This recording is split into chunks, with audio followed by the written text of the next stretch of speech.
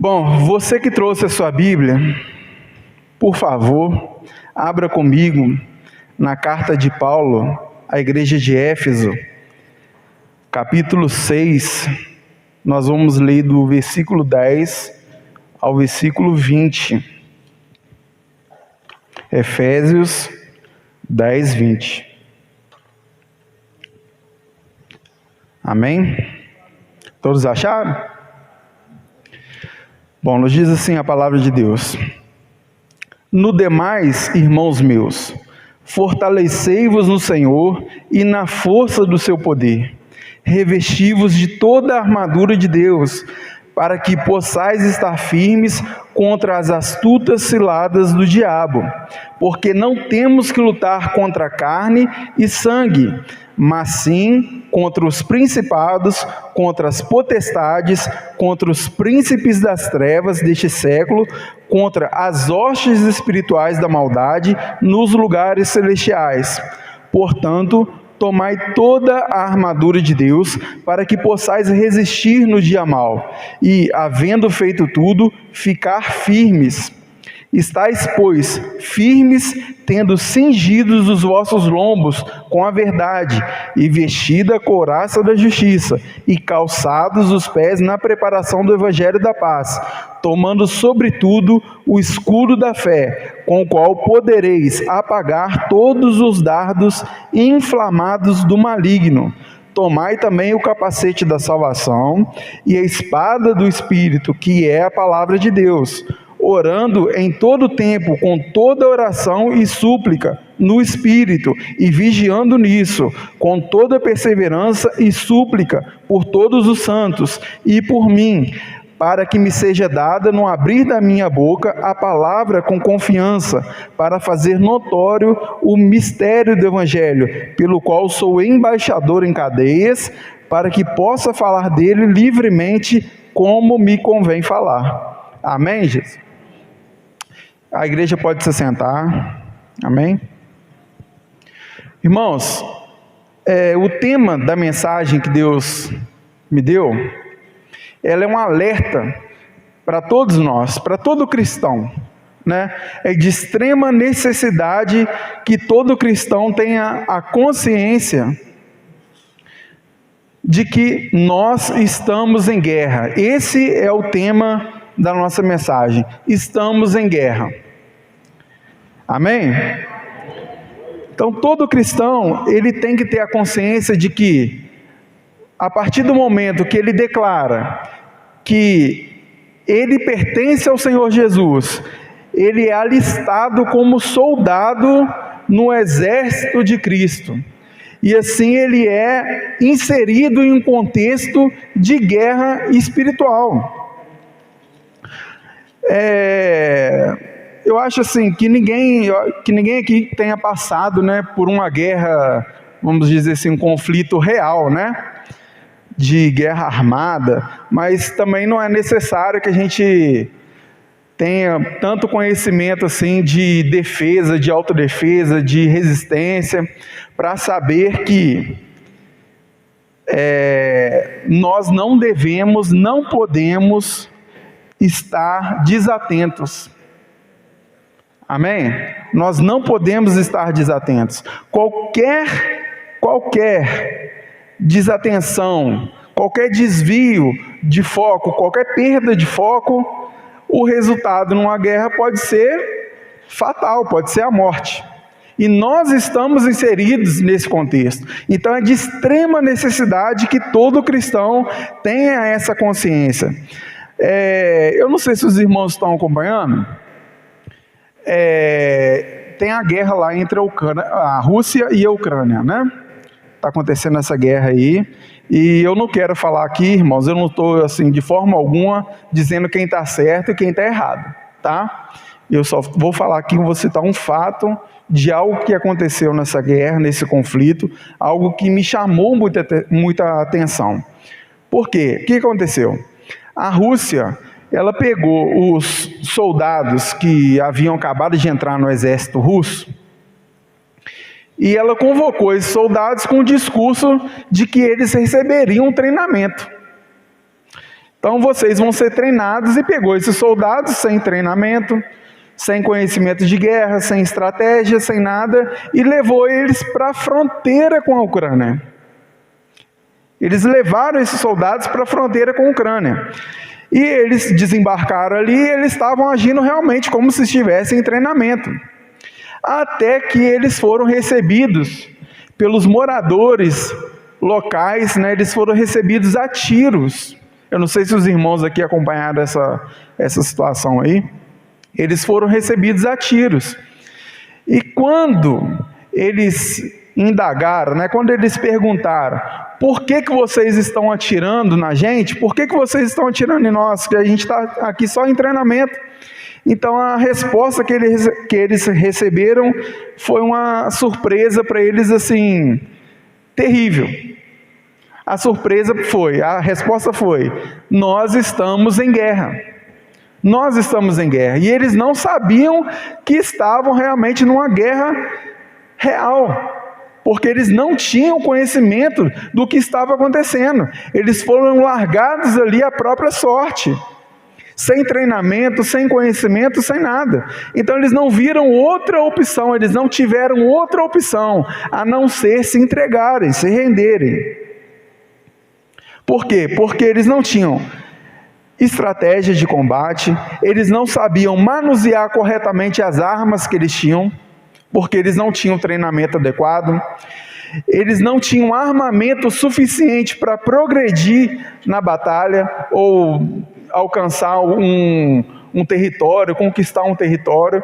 Eles não tinham, e se tivessem também esse armamento, eles não saberiam usar, porque eles não tinham recebido o devido treinamento. Então eles não viram outra opção a não ser se entregarem. Isso me chamou muita atenção, irmãos. Isso me chamou muita atenção. Eu fiquei pensando nessa situação, porque eu, quando era adolescente, eu gostava muito de assistir filmes de guerra, sabe? Para ver estratégias, né? Para ver como que foi o conflito, o que aconteceu, como que eles agiram ali, como que era o local. Então eu gostava muito de ver, principalmente quando eu era adolescente. Tinha locadora, né? Na época, né, a gente alugava o filme sexta-feira e só entregava na segunda, né? A gente dava preferência para a sexta, para o filme ficar mais tempo com a gente, né? Então eu gostava muito de ver. E eu nunca vi isso acontecer. Eu nunca vi alguém ser levado a uma guerra sem saber que ele estava em guerra. E eu nunca vi também, irmãos, alguém distraído numa guerra. Eu nunca vi ninguém distraído numa guerra. Você imagina assim, uma pessoa na frente da batalha, né? A gente fala de trincheira, né? A pessoa que está lá na frente, né? Aí o tiro para um lado, tiro para o outro, e a pessoa está ali assim: poxa vida, será que meu carro está bem guardado lá na rua? Né, pastor? Será que amanhã a minha casa vai estar todo mundo bem lá em casa? Amanhã tem futebol, amanhã tem churrasco, e eu não vou vir para o campo não vou lutar não. Amanhã eu vou para o churrasco, vou para o futebol, vou curtir, né? Você já viu alguém assim? Não acontece isso, irmãos. Então, da mesma forma, nós estamos inseridos nesse contexto. Nós não devemos nos distrair com nada desse mundo. A batalha, ela está deflagrada desde o princípio, e não há como fugir dessa realidade. Apesar de nós não conseguirmos enxergar o que está acontecendo no mundo espiritual, essa batalha que ocorre no mundo espiritual, ela é real. Ela é real. Então nós temos que ficar atentos. Então, como eu disse aqui, todo cristão ele tem a necessidade de saber que ele está inserido nesse conflito de guerra. E por que a necessidade? A necessidade, quando eu falo necessidade, é porque tem algo em falta, não é verdade? Quando há necessidade, olha, eu necessito disso daqui, então quer dizer que tem algo faltando, né? Então o que acontece, irmãos? eu fiquei pensando nessa situação toda e o Espírito Santo falou comigo assim, falou no meu coração assim: olha, tem muitos cristãos que estão na mesma situação que aqueles soldados. Muitos cristãos estão sendo lançados no campo de batalha sem o conhecimento, sem usar as armas que Deus deixou para cada um de nós. Por quê? Nós vamos ver. Porque, primeiro alerta, né? Primeiro ponto, líderes não estão falando que essas pessoas estão em guerra. Muitos líderes, irmãos, eles querem falar o que a pessoa quer escutar. A pessoa não quer escutar que ela está em guerra. Por quê? Porque isso demanda tempo, demanda dedicação, demanda estudo da palavra de Deus, demanda responsabilidade, e ninguém quer isso. Demanda também eu abdicar de mim mesmo, entendeu? Eu ter que mudar, e ninguém quer mudar, ninguém quer ser confrontado. Então, primeiro, muitos líderes estão deixando de falar, de anunciar e de ensinar a palavra de Deus, estão colocando seus projetos acima dos projetos de Deus. Os seus projetos pessoais de poder, de dinheiro, de fama, de política, eles estão colocando os seus interesses acima dos interesses de Deus, que é a salvação para cada um de nós. Então esse é o primeiro alerta. Se algum líder, alguém que está me assistindo, se tiver algum líder, se o seu líder, ele está dando tendo mais interesse em realizar os projetos pessoais do que os projetos de Deus, algo está errado. Algo está errado. Ou como dizem por aí, né, algo de errado não está certo, né?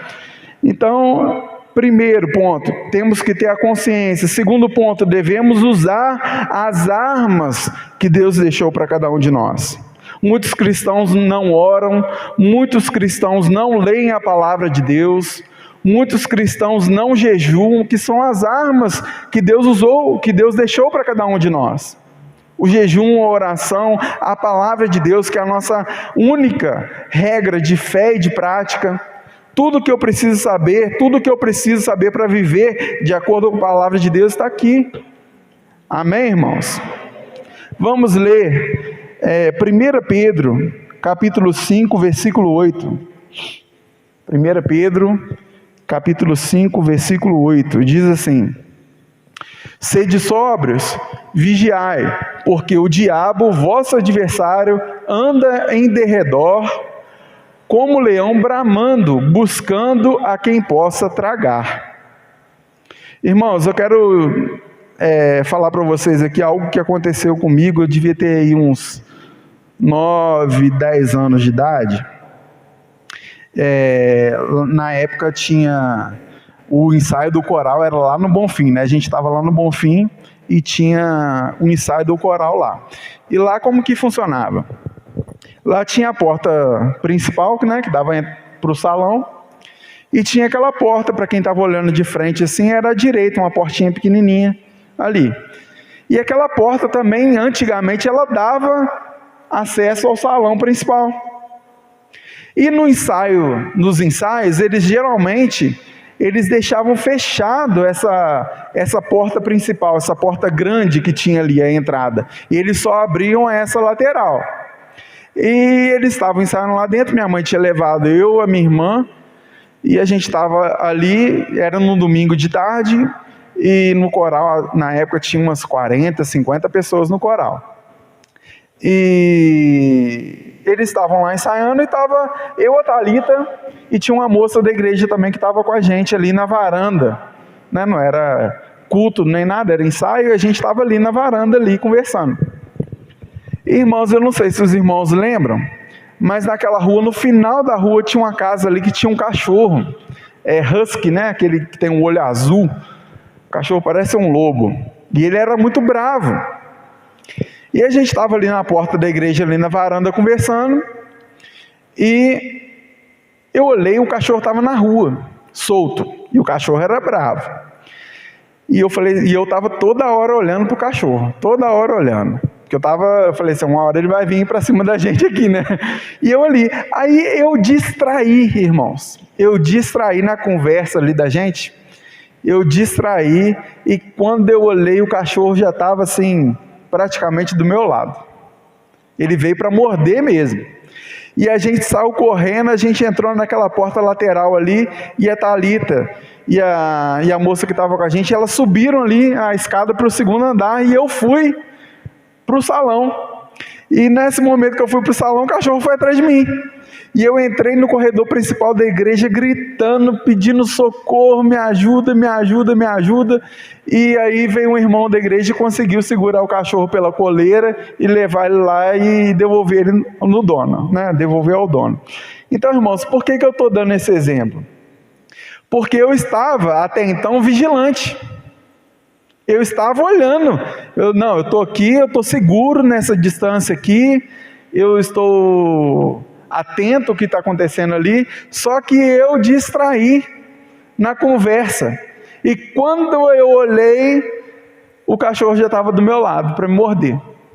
Irmãos, muitos cristãos estão desse jeito, acham que estão seguros, e brigam às vezes com o pecado. A pessoa fica assim, flertando, né? Flertando com o pecado. A pessoa fica flertando ali, achando que está seguro. A palavra de Deus nos diz, aquele que pensa que está de pé, cuide para que não caia, né? E eu achei que eu estava seguro, e quando eu olhei, estava do meu lado. E muitos cristãos agem dessa forma, e eles vêm correndo, assim como eu entrei correndo pedindo socorro, eles também vêm correndo para a casa de Deus, pedindo socorro, clamando para ver se Deus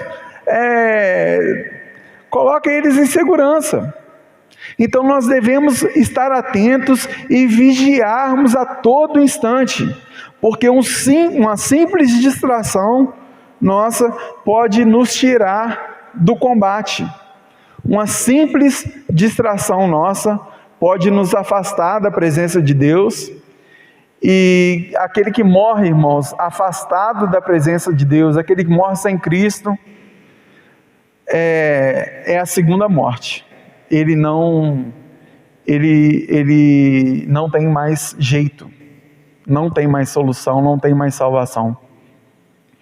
Então vamos seguir aqui. O apóstolo Paulo, em sua segunda carta a Timóteo, faz um alerta para que nada nessa vida venha nos tirar o foco, que é Cristo. Abra sua Bíblia comigo, por favor, em 2 Timóteo 2, nós vamos ler do 1 ao 5. 2 Timóteo, capítulo 2, do versículo 1 ao versículo 5. Amém? Diz assim: Tu, pois, meu filho, fortifica-te na graça que há em Cristo Jesus. E o que de mim, entre muitas testemunhas ouviste, confiam a homens fiéis. Ou seja, o que ele está falando aqui? Confiam, tudo que eu estou dizendo a você aqui, confiam a homens que também vão levar a palavra de Deus, homens que não vão se desviar no meio do caminho.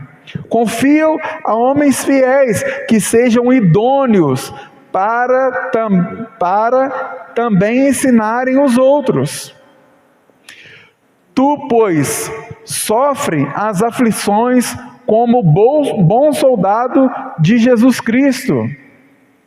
Ninguém que milita se embaraça com negócios dessa vida. Olha, irmãos, não se distraia com negócios dessa vida, a fim de agradar a quem? A Deus.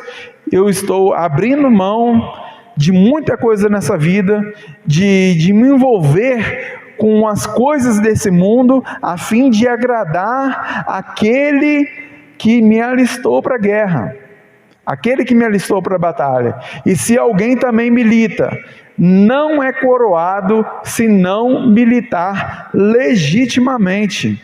Aquele que não luta conforme a palavra de Deus, aquele que não luta, que não faz o que a palavra de Deus nos ensina, ele não é coroado. Isso aqui, irmãos, nos mostra que nós devemos também nos posicionar.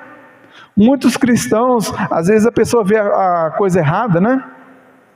E ele fala assim, olha, eu não estou falando aqui que a gente tem que acusar ninguém e sair brigando, não, irmãos. Mas nós devemos nos posicionar como soldados de Cristo. A palavra de Deus nos diz que nós somos embaixadores. Embaixador, o que o embaixador faz? Ele luta em terra estrangeira pelos interesses da sua nação. E nós somos embaixadores do reino de Deus. Nós estamos aqui para lutar pelos interesses do reino de Deus. Amém? Abra sua Bíblia em Filipenses 3, capítulo 3, do 13 e o 14. O apóstolo Paulo exorta a igreja de Filipos a guardar-se dos maus obreiros e a cultivar os frutos do Espírito Santo. Filipenses 3, 13 e 14. Diz assim: irmãos, quanto a mim, não julgo que haja alcançado, mas uma coisa faço, e é que, esquecendo-me das coisas que para trás ficam, e avançando para as que estão diante de mim, prossigo para o alvo pelo prêmio da soberana vocação de Deus em Cristo Jesus. Muitos cristãos, irmãos, eles têm se decepcionado com os maus líderes e por conta disso acabam se afastando de Deus. Eu gravei uma mensagem há um tempo atrás e tinha ali, na época eu fiz uma pesquisa, tinham no Brasil cerca de 14 mil desigrejados. 14 mil não, desculpa, 14 milhões de desigrejados. E hoje, novamente eu fiz a pesquisa, e esse número já está em 16 milhões de desigrejados. Se esse grupo fosse uma denominação, seria a segunda maior denominação do Brasil, perdendo só para a Assembleia de Deus, que possui mais membros. 16 milhões de pessoas estão decepcionadas com líderes que geram escândalo, que estão mais interessados em realizar os próprios desejos, com líderes que escandalizam o Evangelho, e essas pessoas, elas acabam se afastando de Deus, sendo que Deus não tem culpa de nada do que está acontecendo. Eu fiz um estudo um tempo atrás sobre o escândalo. O que é o escândalo? O Império Romano, na época do Império Romano, o que eles faziam? A cidade que eles dominavam, o Império Romano, irmãos, era o maior império que tinha na época. É o que mandava no mundo. Tá? Porque eles tinham poder militar, eles tinham força, então eles mandavam no mundo. E as cidades que eles dominavam, o que eles faziam? Eles construíam escadas, mas na época era calçamento. Calçamento nada mais é que colocar pedras, né? É como se fosse um quebra-cabeça, a pessoa vai encaixando uma pedra na outra ali e vira um calçamento.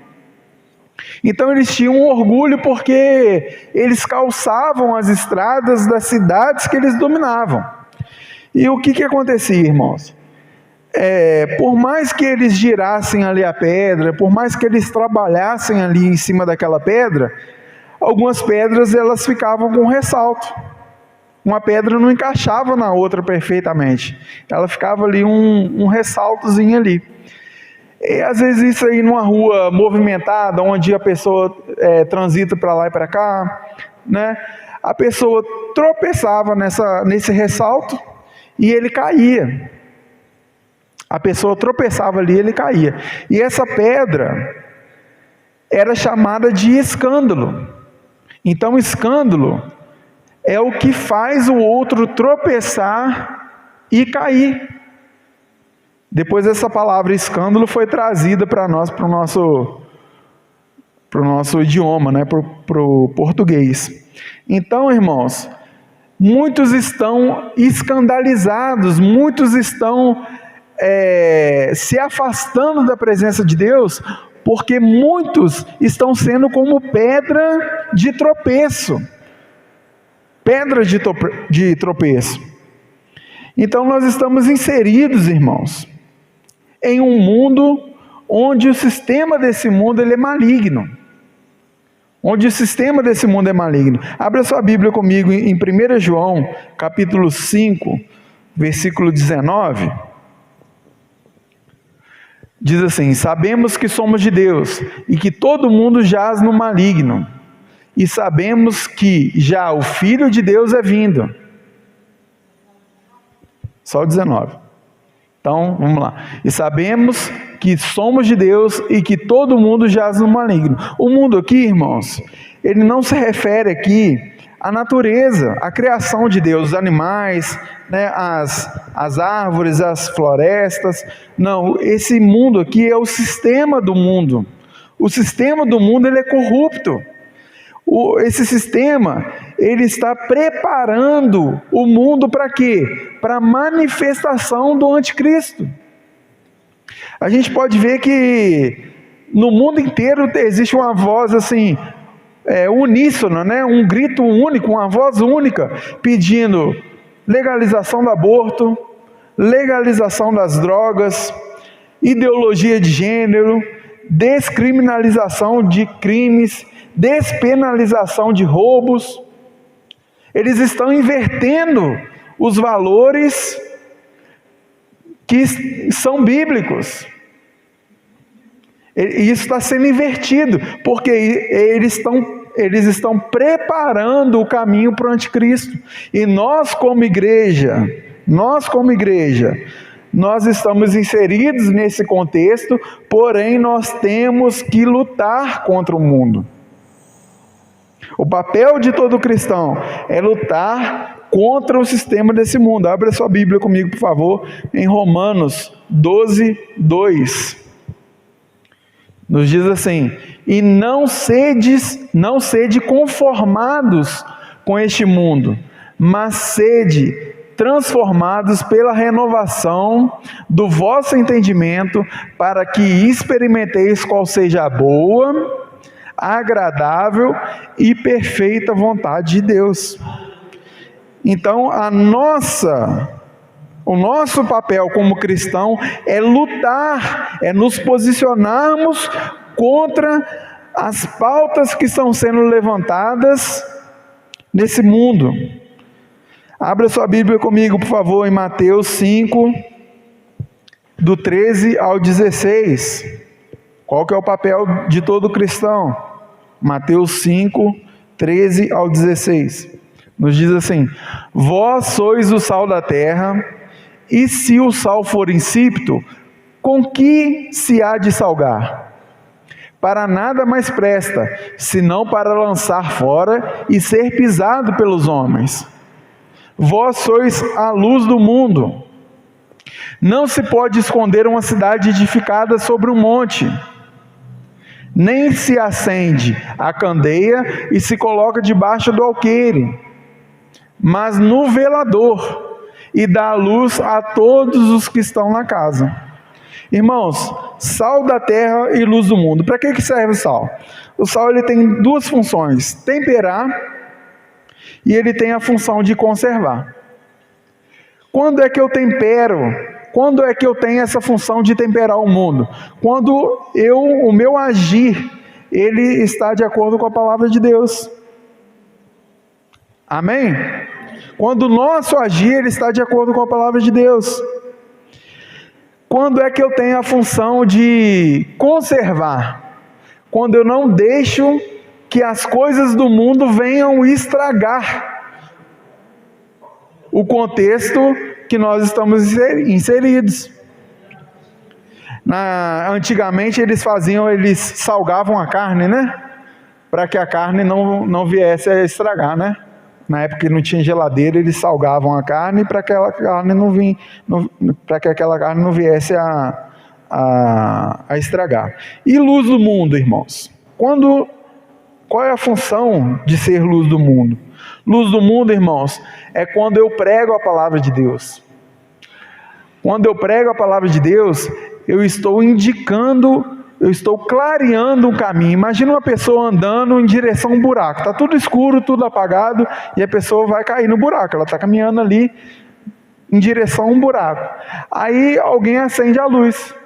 Aí essa pessoa, ela muda de direção. Ele olha assim, olha, eu ia cair naquele buraco ali. Não vou para ali mais não, vou para lá. Então, a nossa função é ser luz do mundo, é mostrar a direção. Qual que é a direção? Jesus disse, eu sou o caminho, a verdade e a vida.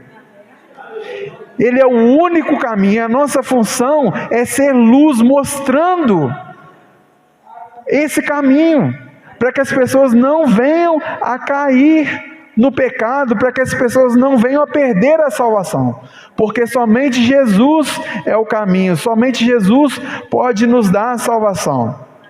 Amém?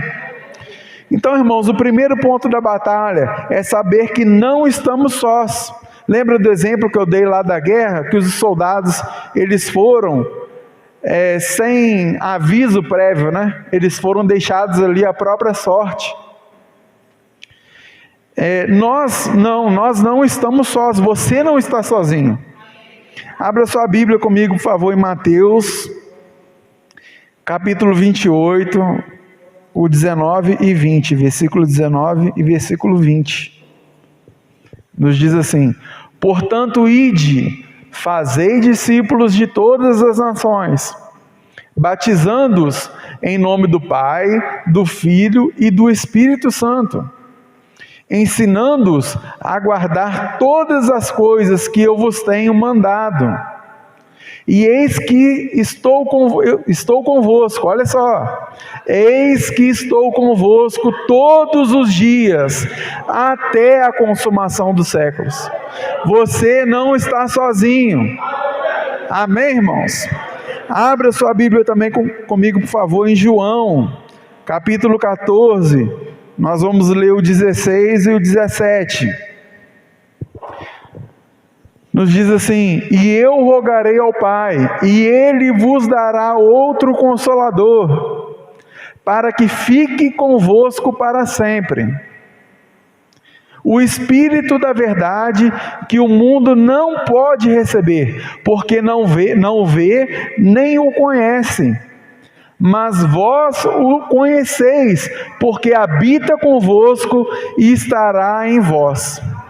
Nós temos o Espírito Santo, irmãos, para nos dar a direção, para nos direcionar de acordo com a palavra de Deus, para que não venhamos a cair nas ciladas que o inimigo arma para nós. A gente está falando no contexto de guerra aqui, imagina um campo minado. Imagina um campo minado. É assim que o inimigo faz com a gente. Imagina um campo minado. Muitas pessoas perdem a perna, muitas pessoas morrem, porque elas estão caminhando ali, elas pisam naquela bomba que está ali armada, ali escondida. Então o Espírito Santo, a palavra de Deus, ela nos guia para que nós não venhamos a cair, a pisar, a cair no pecado, a cair no engano. O segundo ponto, irmãos, é saber que as nossas armas são poderosas em Deus para a destruição das fortalezas. Eu disse também, no exemplo lá dos soldados russos, que as armas que eles tinham não eram suficientes para eles conquistarem território ou para eles derrotarem o inimigo. E mesmo que eles tivessem essas armas, eles não tinham treinamento, eles não tinham conhecimento para usá-las. Então abra sua Bíblia comigo em 2 Coríntios, capítulo 10, 3 e 4. Porque andando na carne, não militamos segundo a carne, porque as armas da nossa milícia não são carnais, mas sim poderosas em Deus para a destruição das fortalezas. O que Deus deixou para cada um de nós, irmãos, é o suficiente para nós derrotarmos o inimigo. Quando nós lutamos no nome de Jesus, fazendo o que Jesus nos ensina, usando as armas que Ele deixou para cada um de nós, nós já lutamos contra o inimigo derrotado. Ele já foi derrotado lá na cruz do Calvário. Amém? Em Gênesis, eu não anotei ele não, mas em Gênesis, capítulo 3, no versículo 15, é a primeira promessa da Bíblia, nos diz que a semente da mulher esmagaria a cabeça da serpente. Qual que é a semente da mulher? Jesus. E qual que é a serpente? Satanás. Isso já aconteceu lá na cruz do Calvário, já há quase 2000 anos atrás. Então a nossa vitória, ela está garantida. Amém, irmãos? A nossa vitória, ela é garantida. Então nós sabemos então que as nossas armas, elas são poderosas para a destruição das fortalezas. Então agora nós vamos conhecer as nossas armas. Eu estou correndo aqui porque nós temos um tempo ali, né, para seguir. Então, primeira arma, a palavra de Deus. Abra sua Bíblia comigo, capítulo 4, Mateus 4, 3 ao 10. Mateus 4, 3 ao 10.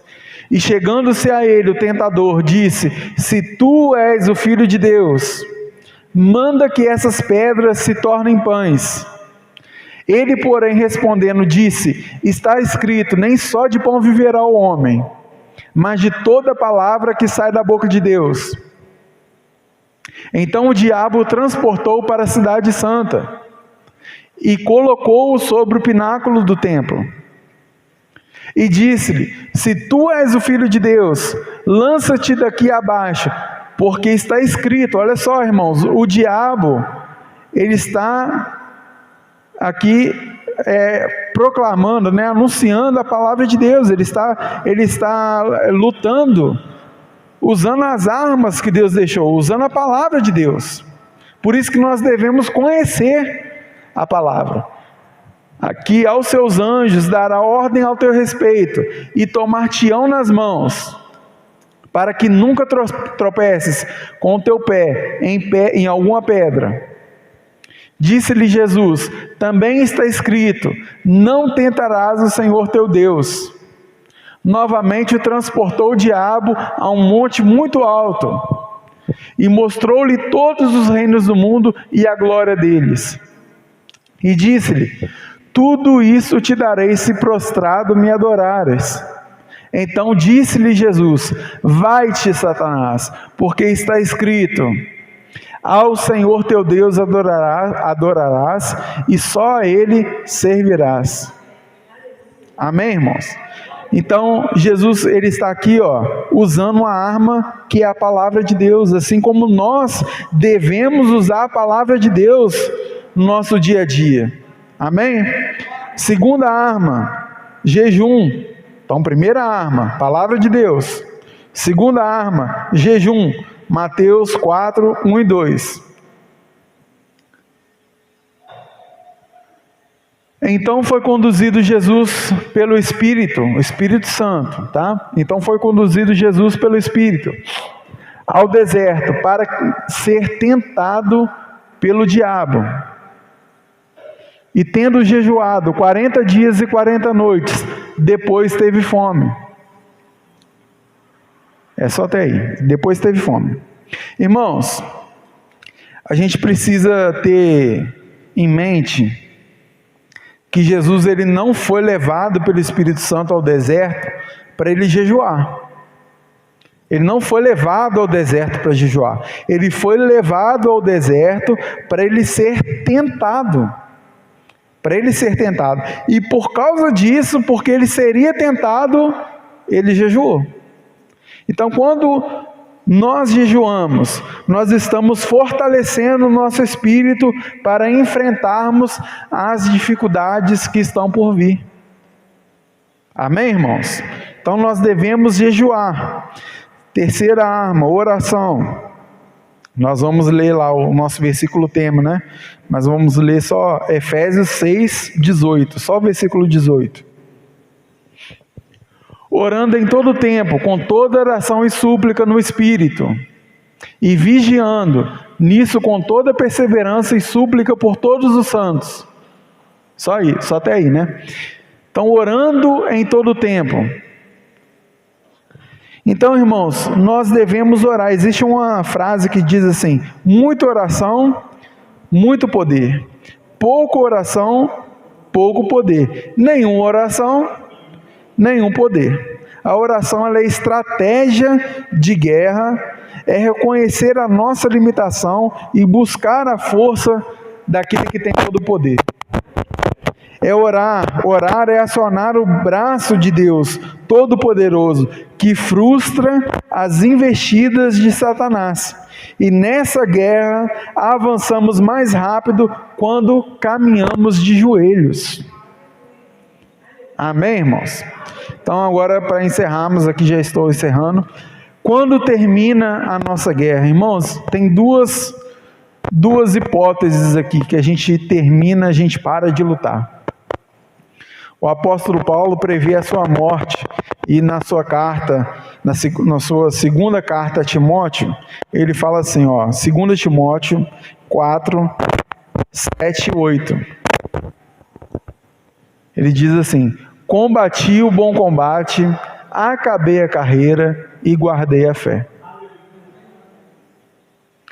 Desde agora, a coroa da justiça me está guardada, a qual o Senhor, justo juiz, me dará naquele dia, e não somente a mim, mas também a todos os que amarem a sua vinda.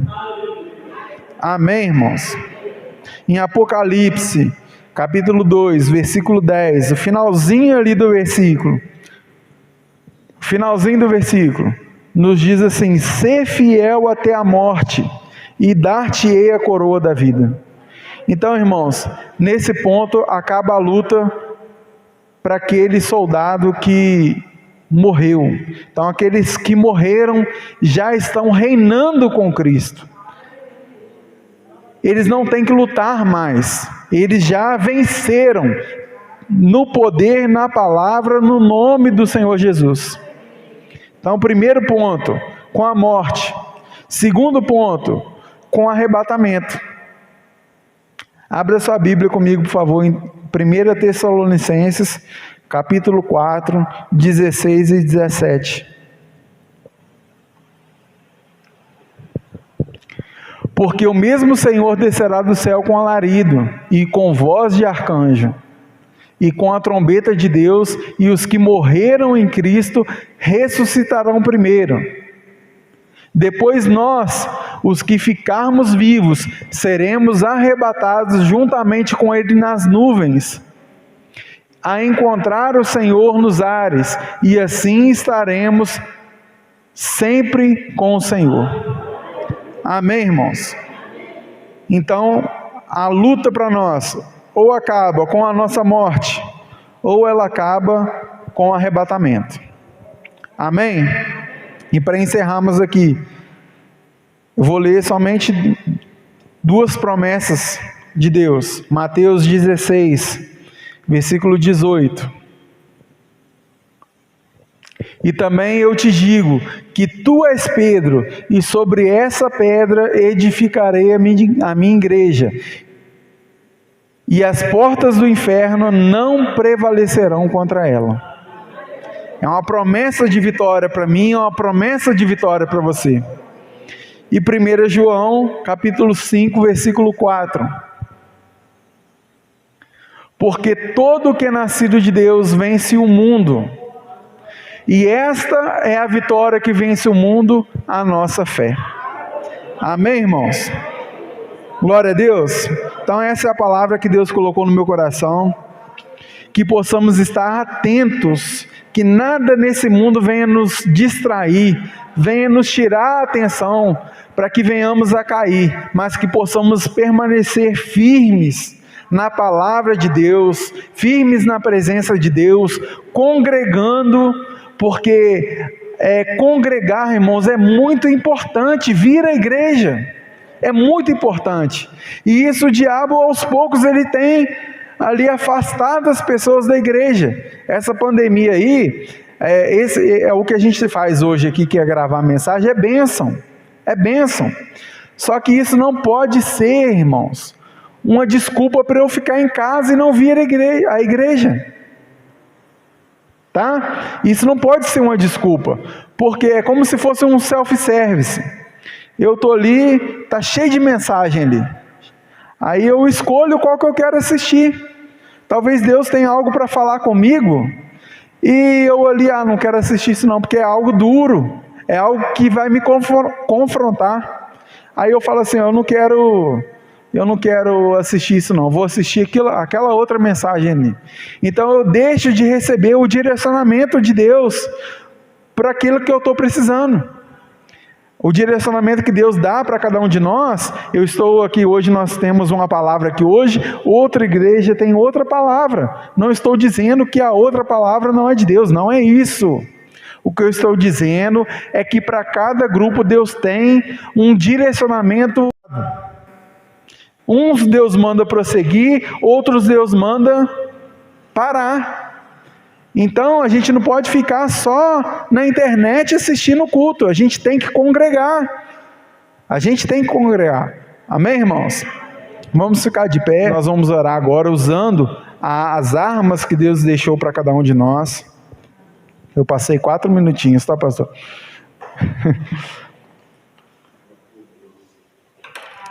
Nós vamos agora usar as armas que Deus deixou para cada um de nós.